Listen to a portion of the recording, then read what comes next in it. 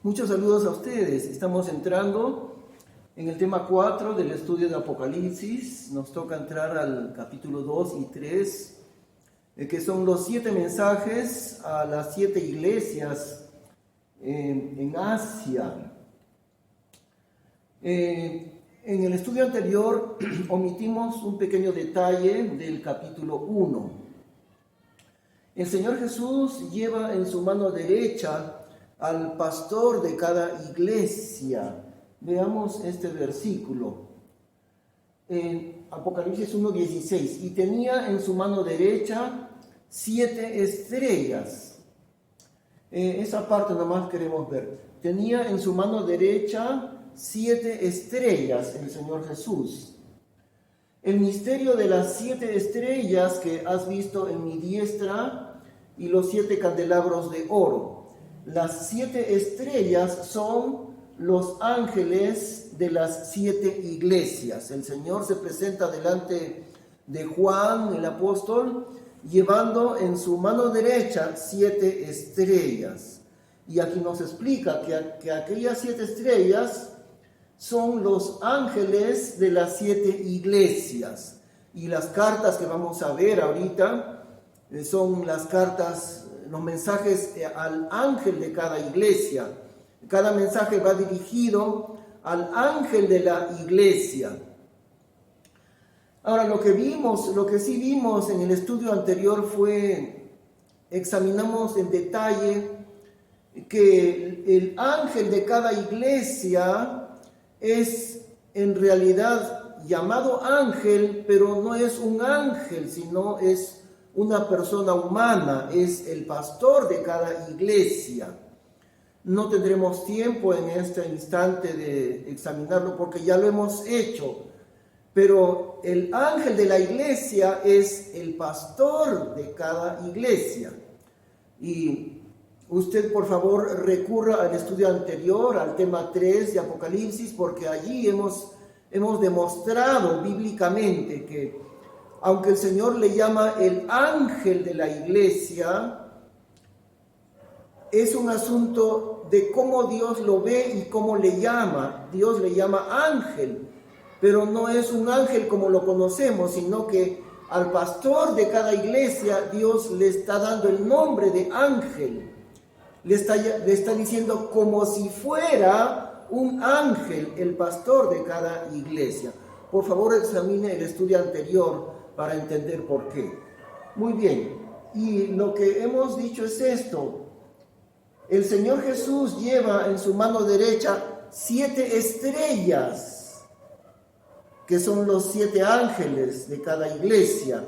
Y es decir, está llevando en su mano derecha a los 7 pastores de cada iglesia. Interesante que también son 7 estrellas. Eso tiene un significado muy, muy grande en realidad. Porque por un lado, fíjese el brillo de las estrellas. Cada mínimo detalle en la Biblia fue colocado allí por el Espíritu Santo mismo. No es casualidad. Son estrellas que brillan y son ángeles y son pastores, llamados ángeles. El Señor lleva en su mano derecha 7 estrellas, que son los 7 pastores, uno de cada iglesia. Eso nos indica algo muy especial. Siempre que una persona va a realizar un trabajo manual, va a llevar una herramienta. Casi siempre todo trabajo se hace con herramientas manuales. Y aunque sean herramientas eléctricas el día de hoy, aún siendo herramientas eléctricas, están hechas para llevarlos en la mano, casi siempre la mano derecha, ¿no? A menos que la persona sea zurda, pero en la mano derecha. El Señor Jesús lleva herramientas con las cuales Él trabaja, porque la persona que trabaja con herramienta usa con su mano derecha la herramienta haciendo un trabajo. Él trabaja y lo que está en su mano es una simple herramienta. Eso significa algo muy grande. El Señor Jesús está llevando a cabo su obra en medio del mundo a través del pastor de cada iglesia, porque el pastor es llevado por el Señor Jesús en su mano derecha. El pastor es una herramienta de Dios, del Señor Jesús. Y Él, Cristo Jesús, Él es el que trabaja. No es el pastor el que trabaja, es Cristo el Señor. Y el pastor es una herramienta del Señor Jesucristo para trabajar por medio de la iglesia en este mundo. Qué importante es entender eso realmente. Muy bien, ahora vamos a entrar a los capítulos 2 y 3 de Apocalipsis, y ahí están 7 mensajes a las iglesias de Asia. Y podemos darnos cuenta claramente, no es una región de Israel, no es Jerusalén donde están las iglesias, sino son iglesias del Imperio Romano, son iglesias de los gentiles. Eso es importante de saber primeramente. Ahora, una de las características de toda profecía, no solamente de Apocalipsis, sino de cada escritura profética en la Biblia, una de esas características importantes es el doble cumplimiento de la profecía. Un cumplimiento cercano y otro cumplimiento lejano. Eso es muy importante. Por ejemplo, en Isaías capítulo 7, para que comprendamos lo que es el doble cumplimiento. El cumplimiento cercano de Isaías capítulo 7, en primer lugar. El hijo de la Virgen, que era la profetisa, la esposa de Isaías, tendría un hijo. Y este hijo, este niñito, sería una señal de que los dos reyes enemigos, el pasaje habla de 2 reyes enemigos, y el niño que nace de la Virgen, la esposa de Isaías, es una señal de que los enemigos pronto saldrían de allí. Y el cumplimiento lejano es el nacimiento del Señor Jesucristo, llamado Emmanuel. 2 cumplimientos, uno cercano, otro lejano, de las escrituras proféticas. Por tanto, Isaías capítulo 7, por tanto, el mismo Señor os dará señal. He aquí que la Virgen concebirá y parirá hijo y llamará su nombre Emmanuel. Comerá manteca y miel hasta que sepa desechar lo malo y escoger lo bueno. Es decir, hasta que el niño tenga discernimiento. ¿O cuánto sería? Digamos, pongamos un aproximado, ¿no? 5 años, 4 años tal vez, no es un tiempo exacto, cuando el niño puede entender esto es malo y esto es bueno. Entonces, transcurriría el tiempo desde que el niño nace, muy pocos años hasta que se cumpla la profecía en cuanto a los reyes, es decir, en el tiempo mismo del profeta Isaías, el cumplimiento cercano. Porque antes que el niño sepa desechar lo malo y escoger lo bueno, la tierra que tú aborreces será dejada de sus 2 reyes. Ese niño, llamado Emmanuel, hijo de Isaías y de la profetisa, era una señal de que se cumpliría la salida de los 2 reyes. ¿Cuánto tiempo? Unos 4 años, 5 años, un tiempo así, pero en pocos años esa tierra sería dejada por los reyes. Muy bien, ¿y cuál es el cumplimiento lejano? Isaías 7:14 está mencionado claramente por el libro de Mateo, ¿no? Y se cumplió cuando Jesús nació. El libro de Mateo cita exactamente a Isaías capítulo 7 diciendo, para que se cumpliese lo dicho por el profeta. El Señor, aquí que la Virgen concebirá y parirá un hijo y llamará su nombre Emmanuel. Y en Mateo menciona diciendo que significa Dios con nosotros. Así que ahí están los 2 cumplimientos. Cumplimiento cercano en el tiempo de Isaías, pero era futuro. Eran 5 años en el futuro, pero era futuro. Cumplimiento cercano. Y el cumplimiento lejano como 8 siglos después de Isaías. El nacimiento del Mesías, del Señor Jesús, ¿no? Así que ahí están dos cumplimientos. Entonces, los mensajes a las 7 iglesias en Apocalipsis 2 y 3 también tienen un doble cumplimiento. Y esto es importante de explicarlo, porque algunos por ahí niegan ese doble cumplimiento de estos 7 mensajes de Apocalipsis. El cumplimiento cercano son, claro, las 7 congregaciones en el tiempo del apóstol Juan, en el primer siglo, que existieron 7 iglesias en la región de Asia.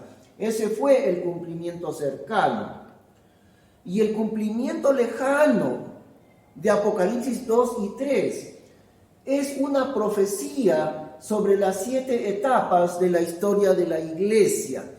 Quiero advertirles que he escuchado que hay algunos que niegan esta secuencia histórica de Apocalipsis capítulo 2 y 3, pero lo niegan sin razón. Por eso hemos mencionado el cumplimiento cercano y el cumplimiento lejano. El cumplimiento lejano, recordemos que todo Apocalipsis es profético, y aquellos que niegan esa secuencia histórica de Apocalipsis 2 y 3 no tienen dónde sustentar esa negación, porque Apocalipsis 2 y 3 también son proféticos.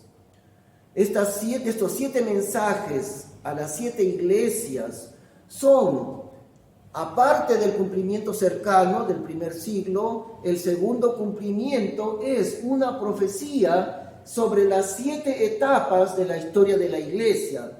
Es una secuencia profética de lo que vendría en la historia de 2000 años que han transcurrido de la iglesia. Eso es fácil de entender, su secuencia profética, la secuencia histórica de la historia de la iglesia. Vamos a mencionar muy brevemente, porque vamos a ir recorriendo las 7 cartas a las 7 iglesias, vamos a mencionarlas en este momento. La primera es la carta a Éfeso, y el significado del nombre Éfeso es propósito pleno. Es la iglesia del primer amor, la iglesia del siglo primero y segundo, aproximadamente. No es un año exacto donde termina, es un tiempo aproximado, entre el año 90, que está ubicado el apóstol Juan en Apocalipsis allí, más o menos el año 90, y Éfeso transcurre aproximadamente hasta el año 200. La iglesia del primer amor, la carta a Éfeso. El segundo mensaje, la segunda carta a Esmirna, el nombre Esmirna significa amargura y muerte. Está relacionado con la palabra mirra también, amargura y muerte. La etapa aproximada desde el 200 hasta el 325 después de Cristo. Aquí hubieron 10 olas de persecución del Imperio Romano que menciona esta carta, este mensaje. Se caracteriza esta etapa por 10 olas de persecución, una iglesia perseguida grandemente, la iglesia de Esmirna. Por eso el nombre significa amargura y muerte. La tercera etapa histórica, el tercer mensaje, a Pérgamo, la iglesia de Pérgamo. ¿Qué quiere decir el nombre Pérgamo? Mucho matrimonio, que transcurre históricamente del 325 aproximadamente hasta el año 500 después de Cristo. ¿Y cuál es la característica de la etapa histórica de Pérgamo? Su característica es la iglesia casada con el mundo, porque este fue el inicio del catolicismo. El catolicismo se inició más o menos en este punto, y la iglesia llegó a estar casada con el mundo realmente, porque así se constituyó el nacimiento de la iglesia católica. La cuarta etapa histórica, el cuarto mensaje, es a la iglesia de Tiatira, cuyo nombre quiere decir olor de aflicción. transcurriendo más o menos desde el año 500 hasta el año 1000 después de Cristo. ¿Cuál es su característica? Contaminación del catolicismo.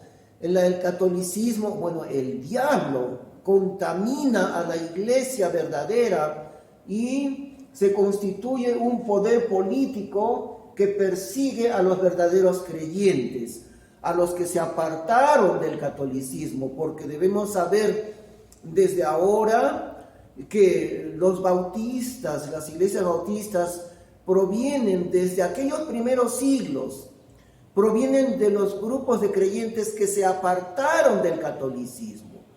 Cuando comenzó a surgir esta falsedad, los que fueron fieles a la Biblia, fieles al Señor, se dieron cuenta de esa contaminación y se salieron del catolicismo.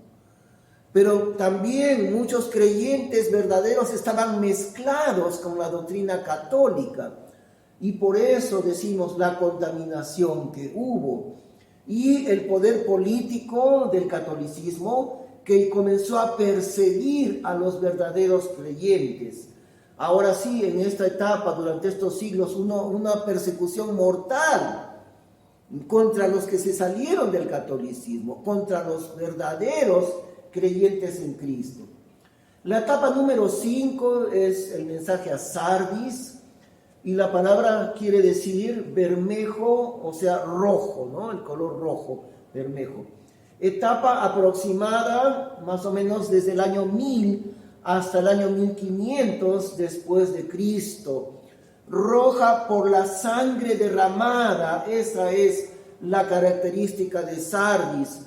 Mucha persecución en estos tiempos. Recordemos la Inquisición católica. Hubo millones de mártires. Los cristianos verdaderos fueron perseguidos y llegaron a ser, no miles, sino millones de mártires perseguidos y muertos por la Inquisición del catolicismo en estos tiempos. Por eso el Señor le llama roja, o sea, roja por la sangre derramada de los mártires de la persecución católica. La etapa número 6 es el mensaje a Filadelfia. El nombre Filadelfia quiere decir amor fraternal, amor de hermanos, amor fraternal, que corrió más o menos del año 1500 aproximadamente, como digo, no es un año exacto, es un periodo aproximado, desde el año 1500 hasta 1900, ya cerca de nosotros, ¿no? El año 1900 después de Cristo. Su característica, ¿cuál fue? Le podemos llamar la iglesia de la puerta abierta. En este tiempo, en estos siglos, el máximo esplendor del trabajo misionero. El Señor le felicita a Filadelfia, la iglesia de la puerta abierta, el trabajo máximo del esfuerzo misionero en este tiempo de Filadelfia. Y la última es, la número 7, la Odisea, que corresponde a la iglesia de nuestro tiempo, en realidad desde el siglo XX, ¿no? Desde el año 1900, que ya es el siglo XX a partir de 1900, hasta nosotros, y terminará en el día del rapto. Nosotros estamos viviendo la etapa histórica llamada la Odisea en la Biblia. ¿Cuál es el significado de la Odisea, del nombre la Odisea? Los derechos del pueblo. Es cómo es Dios tan preciso, cómo es el Espíritu Santo tan preciso en denominar a la iglesia del día de hoy.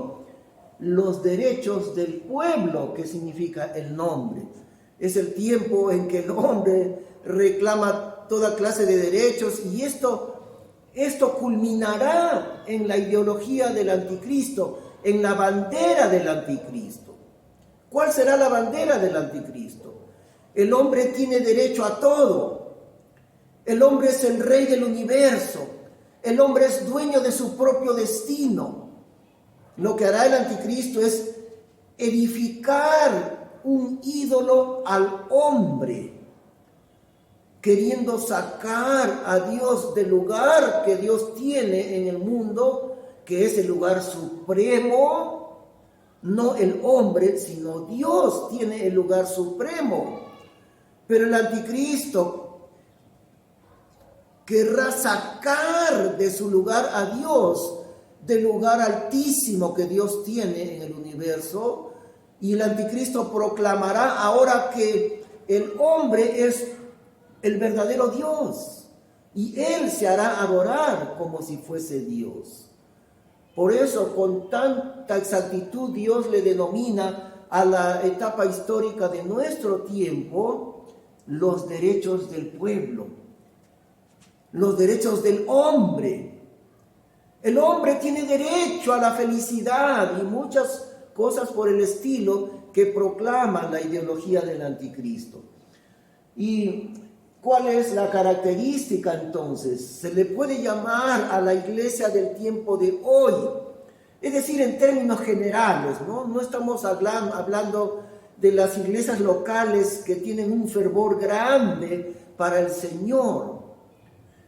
Esos son la minoría de las iglesias, tienen ese fervor tremendo por el Señor.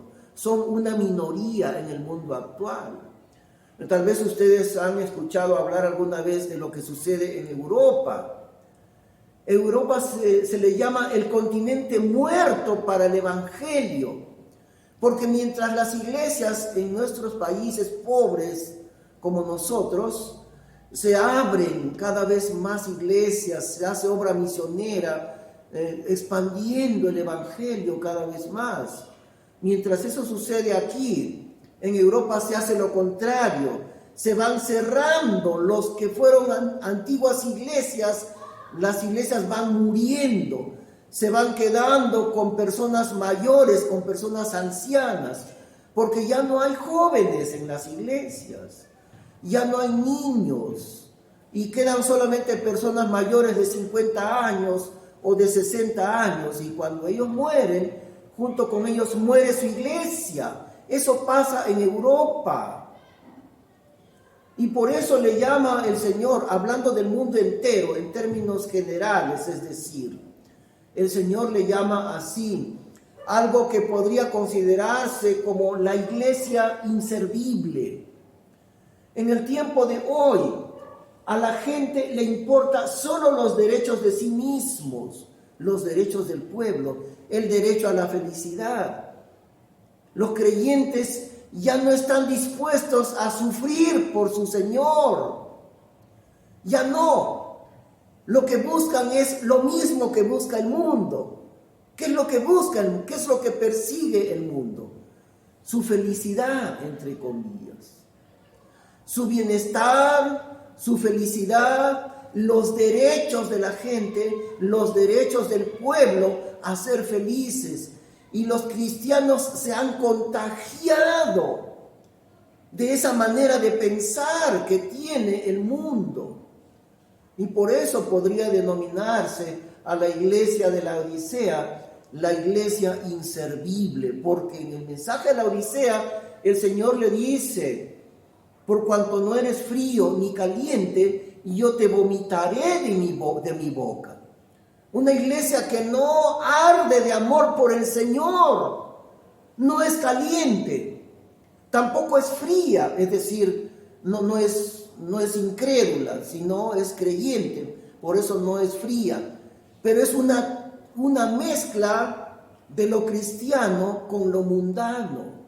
Es una iglesia tibia. Y para Dios, una iglesia tibia es una iglesia que no sirve. Por eso decimos la iglesia inservible, la Odisea, porque a la gente del mundo, y también los creyentes se han contagiado, les importa solo los derechos de sí mismos, su bienestar, su felicidad, pero no les importa nada servir a Dios, amar a Dios, ni sufrir por Dios. Por eso se le puede decir de esta manera a la peor etapa de la historia de la iglesia. ¿Cuál es la peor etapa de la historia de la iglesia? El día de hoy, el siglo XX, el siglo XXI. Esa es la iglesia de la Odisea. Muy bien, ahora vamos a hablar de Éfeso. Vamos a analizar una por una las cartas de manera un poco rápida. No, este curso no está hecho para entrar en demasiado detalle. Quiero decirles que no será tan detallado nuestro análisis de cada mensaje, de cada etapa. Vamos a ver las partes principales del mensaje del Señor que se relacionan directamente, como digo, con la historia de la iglesia. Eso es lo que vamos a analizar. Y en este momento vamos a analizar la iglesia de Éfeso, la iglesia del primer amor, que transcurrió desde el año 90 hasta el año 200 después de Cristo. Muy bien, vamos a leer entonces el mensaje completo del Señor a la iglesia de Éfeso. Escribe al ángel de la iglesia de Éfeso, el que tiene las 7 estrellas en su diestra, el cual anda en medio de los 7 candelabros de oro, dice estas cosas: yo sé tus obras y tu trabajo y tu paciencia, y que tú no puedes sufrir los malos, y has probado a los que se dicen ser apóstoles y no lo son, y los has hallado mentirosos. Y has sufrido y sufres, y has trabajado por causa de mi nombre, y no has desfallecido. Pero tengo algo contra ti, porque has dejado tu primer amor. Por lo cual ten memoria de dónde has caído, y arrepiéntete y haz las primeras obras. Si no, vendré a ti prestamente y quitaré tu candelabro de su lugar, si no te arrepintieres. Empero tienes esto, que aborreces los hechos de los nicolaitas, los cuales yo también aborrezco.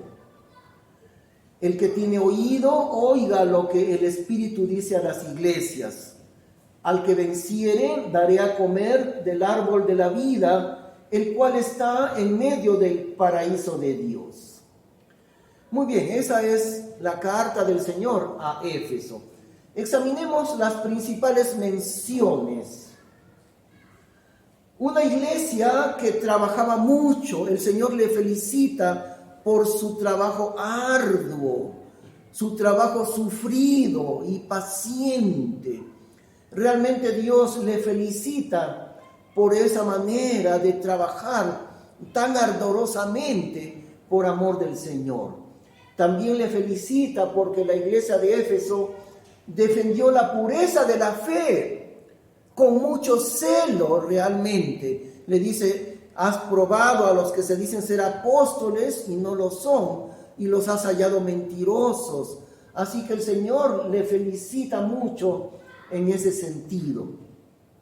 Yo sé tus obras y tu trabajo y tu paciencia, y que tú no puedes sufrir los malos, y has probado a los que se dicen ser apóstoles y no lo son, y los has hallado mentirosos. Pero el Señor le amonesta por haber dejado su primer amor.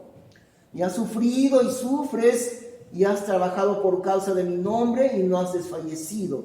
Pero tengo algo contra ti, porque has dejado tu primer amor. Por lo cual ten memoria de dónde has caído, y arrepiéntete y haz las primeras obras. Eso es una amonestación del Señor. Había vivido el primer amor, es el inicio de la iglesia. Los primeros 200 años de la iglesia estaba en su primer amor, mucho más desde su inicio. Recordemos en Jerusalén, el primer amor de la iglesia que estaba naciendo allí. Pero en el transcurso del tiempo, Éfeso fue abandonando ese primer amor, y por eso el Señor le amonesta. Dejar el primer amor consistía en una desviación pequeña de la palabra de Dios. Siempre nosotros tenemos la tendencia de pensar que un poquito de contaminación no hará daño, o no es muy importante, un poquito de desviación. Sí lo es, sí lo es. Y el Señor nos amonesta en otros pasajes diciendo: un poco de levadura leuda toda la masa. Un poquitito de levadura echa el que prepara el pan. No necesita enorme cantidad, echan un poquito de levadura. Y eso afecta a la masa entera. No más un poquito. Un poquito de desviación es lo que sucedió. Y a eso le llama el Señor dejar el primer amor, haberse desviado un poquito nada más de la palabra de Dios. En esta primera etapa de la historia de la iglesia, se comenzaron a usar palabras muy populares, pero que provenían de fuera de la Biblia. Palabras provenientes no de la palabra del Señor, sino fuera de la Biblia. Y eso siempre sucede. Y cuando comenzamos a usar las palabras que el mundo está utilizando, o a veces que utilizan el catolicismo. Quisiera poner un ejemplo de esto, un ejemplo de nuestro tiempo, el tiempo de ahora. Palabras muy populares, pero que no son de la Biblia. Les pongo un ejemplo que nos va a dejar muy sorprendidos, fíjense. La palabra Semana Santa, la frase, la Semana Santa, no proviene de la Biblia. No existe en la Biblia la Semana Santa. Ahora, también quiero decir que nosotros, como todas las iglesias lo hacen, nosotros también aprovechamos esos días que le llaman Semana Santa para hacer predicación evangelística. Muy bien, eso no hay ningún problema con predicar en los días llamados de Semana Santa. Pero lo que quiero hacerles observar es esto. No hay en la Biblia ninguna Semana Santa. Y si existe un recordatorio de la muerte del Señor Jesús, ese recordatorio no es la que llaman Semana Santa. ¿Ustedes se acuerdan? Es cuando nosotros tomamos el pan y el vino. Eso sí es el recordatorio bíblico de la muerte del Señor. Comemos el pan, que simboliza su cuerpo molido por nosotros. Tomamos el vino, que simboliza su sangre preciosa, la sangre del nuevo pacto derramada por nosotros. Ese es el recordatorio bíblico de la muerte del Señor. Pero no lo es la que llaman Semana Santa, porque no hay en la Biblia ninguna Semana Santa. Ahora, vuelvo a decir que nosotros también usamos esos días para predicar y hacer evangelismo. No hay ningún problema con eso. Pero recordemos esto, no hay Semana Santa en la Biblia. Entonces no van a encontrar eso en la palabra de Dios. Así que estas palabras muy populares fuera de la Biblia también se usaron desde aquel tiempo del inicio de la iglesia. La palabra católico, una palabra proveniente de la filosofía pagana. Esta no es una palabra bíblica, es una palabra que destruye el concepto bíblico de la iglesia, porque es una palabra de la filosofía pagana. Bueno, quiere decir universal, pero no se usa en el sentido de universal, se usa de otra manera. Ya sabemos, el catolicismo lo usa. Y en el primer siglo, en el segundo siglo, los cristianos comenzaron a usar esa palabra. ¿Qué palabra usa el Señor para designarnos a los creyentes? Cristianos, nada más.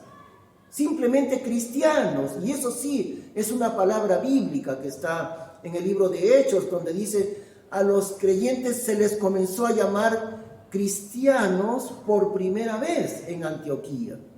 Y cristiano significa un cristito, un Cristo pequeño, un cristito. Eso quiere decir cristiano.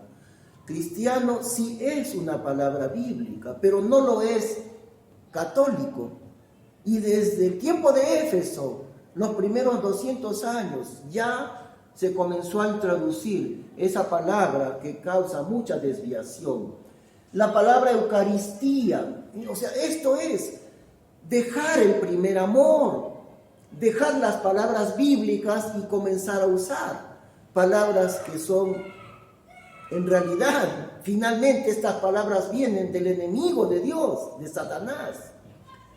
Miren esta palabra, Eucaristía. ¿A qué se refiere? Es a la cena del Señor, al pan y al vino que el Señor Jesús instituyó para nosotros. Y entre paréntesis, ¿cuál es la palabra bíblica para designar eso? Tampoco se llama Santa Cena, como a veces decimos, ¿no? No se llama Santa Cena. ¿Cómo le llama la Biblia? La cena del Señor. La cena del Señor. Simplemente fíjese cómo Dios utiliza palabras tan sencillas. La cena del Señor. Dios jamás ha utilizado una palabra tan rimbombante como esta, la Eucaristía. La Eucaristía, dicen los curas católicos. Y detrás de una palabra hay todo un concepto de ritual y de grandeza y de dominio, la Eucaristía.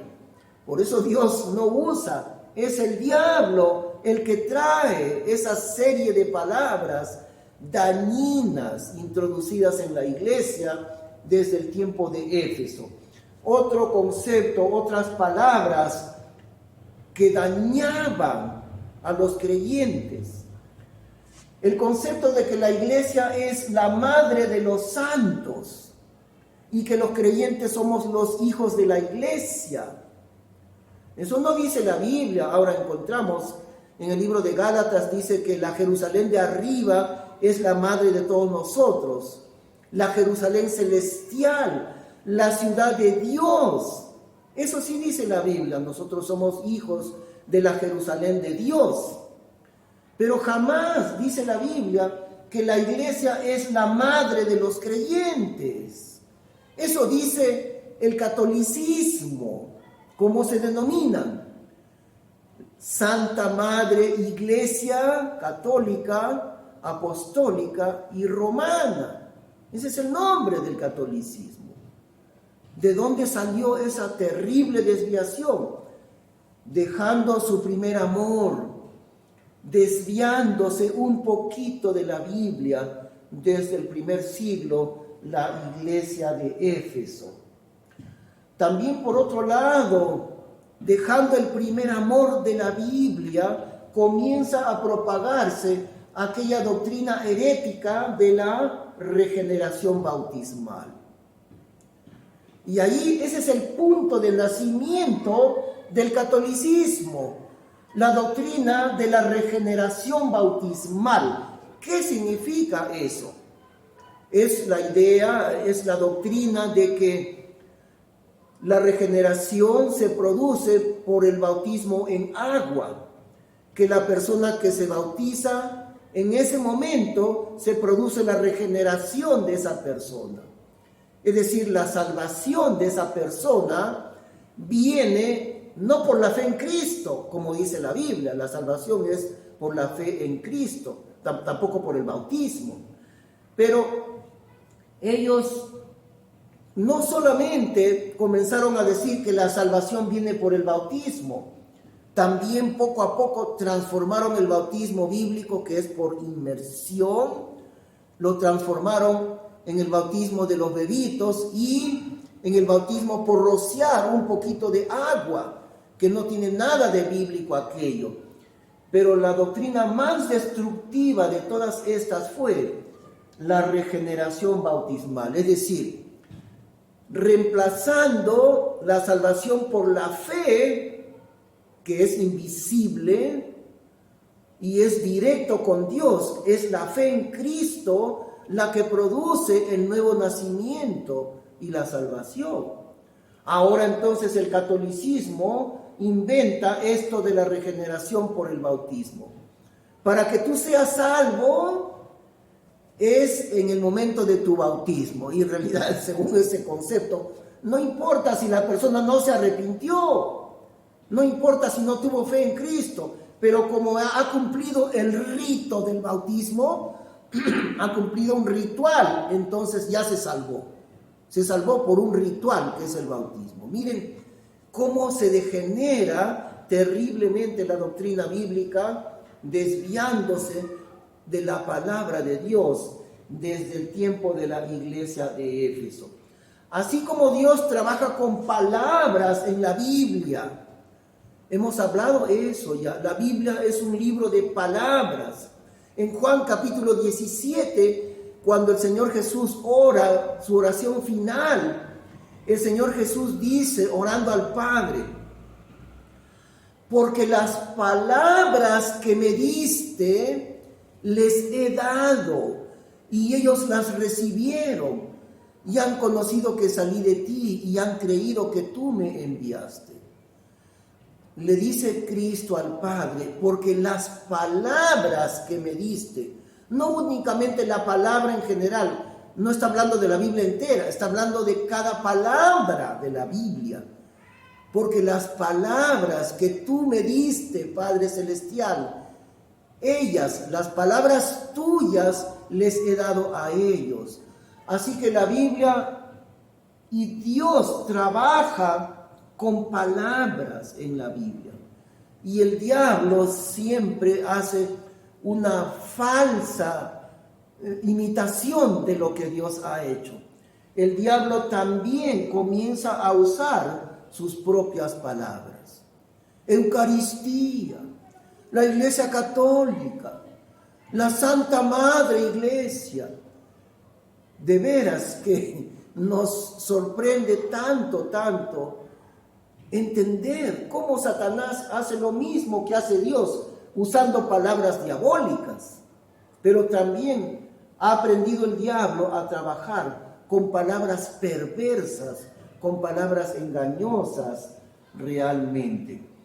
La desviación tiene un avance progresivo. Comienza con palabras, porque en el tiempo de Éfeso fueron solamente palabras desviadas. La siguiente etapa, que es Esmirna, se convirtieron, lo que empezó con palabras, se convirtieron en doctrinas. Y en la siguiente etapa histórica, las doctrinas se convirtieron en sistemas eclesiásticos. Y como veremos luego, en la siguiente etapa histórica, estos sistemas eclesiásticos se convirtieron en un poder político terrible. Ese es el camino de la desviación. Empieza por un poquito de desviación. Empieza por dejar el primer amor de la Biblia y aceptar un poquito de desviación de la Biblia. Así empieza el gran engaño. Pero el Señor la felicita a la iglesia de Éfeso por rechazar la desviada doctrina de los nicolaitas. Empero tienes esto, que aborreces los hechos de los nicolaitas, los cuales yo también aborrezco. Ahora la gran pregunta es, ¿qué cosas son los nicolaitas? ¿Qué es aquello? En muchos libros de profecía lo dejan como una pregunta intrigante, esto de los nicolaitas. Casi todos los libros de profecía, libros cristianos sobre Apocalipsis, van a dejar una gran pregunta en este sentido. No saben quiénes son los nicolaitas. Pero hay una cosa aquí. Es muy fácil encontrar lo que significa por el significado del nombre. No es misterioso. Los libros a veces se equivocan bastante. Pero es muy fácil encontrar qué quiere decir nicolaitas. Esta palabra viene de dos raíces griegas que significan conquistadores de los laicos. Por eso la palabra laicos, que ustedes por ahí han escuchado seguramente la palabra laico, ¿no? ¿Qué quiere decir laico? Significa el pueblo, más o menos así. Y laico significa el pueblo, en contraste con los que gobiernan. Y eso es una idea también, una idea católica. El clero, esa pequeña élite de los que gobiernan la iglesia, y por el otro lado el pueblo, o sea, los laicos. Por eso los católicos dicen el clero y los laicos, los profesionales de la palabra de Dios, el clero, y los hermanos comunes y corrientes, que no saben casi nada, no entienden, no saben, son simplemente el pueblo y nada más. Eso es la doctrina de los nicolaitas, justamente dividir la iglesia entre una élite gobernante y los demás llamados los laicos, los pobres hermanitos que no saben nada. Ellos son el pueblo, ellos son los laicos. Eso es la doctrina de los nicolaitas. La palabra viene de dos raíces griegas que significan conquistadores de los laicos. Ahí está, los laicos, es lo mismo. Conquistadores de los laicos. Desde muy temprano en la historia de la iglesia enseña a dividir la iglesia en estos dos grupos. Un pequeño grupo, una élite profesional, los profesionales del evangelio, los que han estudiado, los que tienen títulos, es un licenciado en teología o es un máster, tiene maestría en teología, tiene un doctorado en teología, así que ellos son los únicos que pueden conocer las cosas de Dios. Pero nosotros somos hermanos comunes y corrientes, nosotros somos el pueblo, nosotros somos los laicos. Todo esto que acabamos de decir, dice Dios allí, yo aborrezco la enseñanza esta de los nicolaitas. Dios aborrece esa división entre el clero y los laicos. ¿Por qué razón? ¿Por qué razón? Porque no existe en nuestro tiempo, bíblicamente no existe una élite sacerdotal. Uno de los pretextos para tener esta división entre clero y laicos, uno de los usado como pretexto es lo que había en el pueblo de Israel. Ellos tenían el grupo de los levitas, la tribu de Leví. Y nadie podía participar del sacerdocio, del ministerio a Dios. Solamente estaba permitido a los levitas. Los demás eran del pueblo de Israel, pero estaba prohibidísimo que participen en el sacerdocio, porque había un grupo exclusivo de los levitas para el sacerdocio. Esa idea de un grupo exclusivo de sacerdotes la han traído supuestamente a nosotros al tiempo de la iglesia. Pero no es así, ese es un error muy grande, querer trasplantar la idea del sacerdocio levítico al tiempo de la iglesia.